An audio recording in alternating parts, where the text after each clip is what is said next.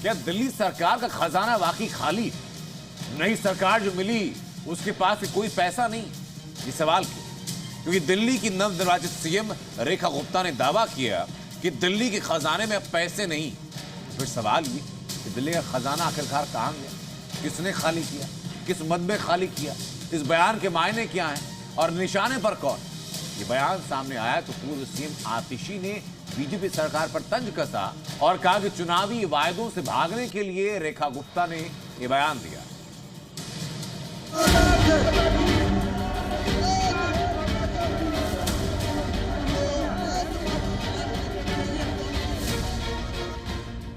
दिल्ली का खजाना खाली, बीजेपी आप में सियासत जारी।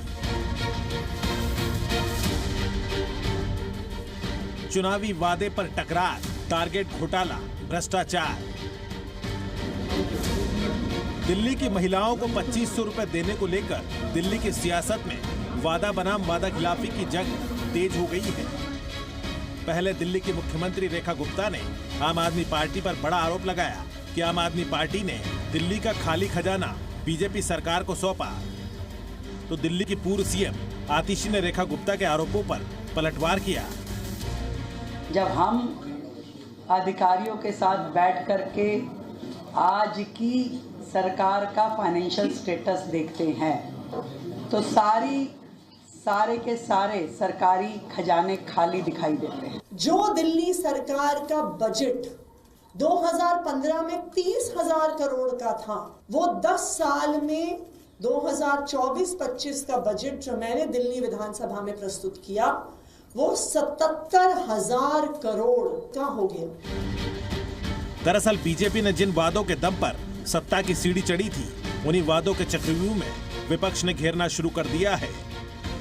महिलाओं के मुद्दे पर आम आदमी पार्टी आर पार के मूड में नजर आ रही है। सड़क से सदन तक आतिशी की अगुवाई में विपक्ष का हल्ला बोल जारी है, जो इस बात का इशारा कर रहा है कि विधानसभा में सियासी तकरार आने वाले दिनों में और भी बढ़ने वाली है। हमने मुख्यमंत्री रेखा गुप्ता जी से आग्रह किया है कि 8 मार्च का वादा जरूर पूरा किया जाए। पहली कैबिनेट का वादा तो तोड़ दिया गया है। मोदी जी की गारंटी झूठी साबित हो चुकी है, लेकिन जो 8 मार्च की गारंटी थी, हम ये उम्मीद करते हैं कि 2500 रुपए दिल्ली की सभी महिलाओं के खाते में 8 मार्च तक जरूर आएंगे। बहाना तो कोई कुछ भी बना सकता है, लेकिन जो वादा किया था उसे पूरा करना चाहिए। अब तो इनकी डबल इंजन की सरकार है, केंद्र सरकार भी है और दिल्ली सरकार तो है ही, तो कहीं से भी लेके आए। हमें तो सम्मान चाहिए, महिलाओं को सम्मान दे। जो इन्होंने घोषणा की 2500 रुपये देंगे, साथ में इन्होंने घोषणा की थी हम 500 रुपये में सिलेंडर देंगे, वो भी इनको चाहिए।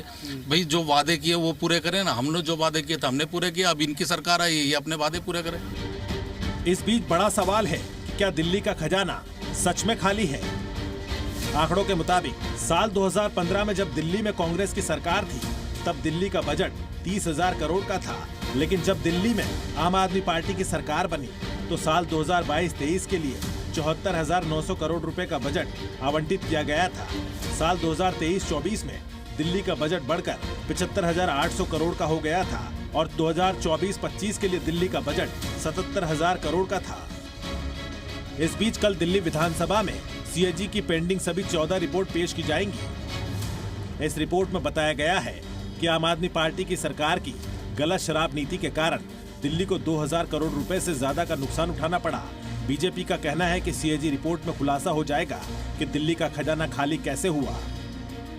ये जो दिल्ली के साथ छल किया गया है, जो दिल्ली की दुर्गति की गई है, जो दिल्ली वालों का पैसा लूटा गया है, बर्बाद किया गया है, तो भ्रष्टाचारियों को जनता ने सजा दी है, अभी अदालत भी सजा देगी। शायद उनको लगा कि इस रिपोर्ट्स में कुछ ऐसा है जो जनता के बीच नहीं जाना चाहिए और कुछ डैमेजिंग चीज़ें हैं।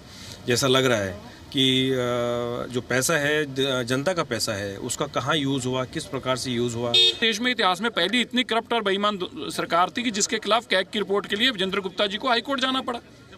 पर देखिए अब परमात्मा इंसाफ करता है, हमें सरकार बनी।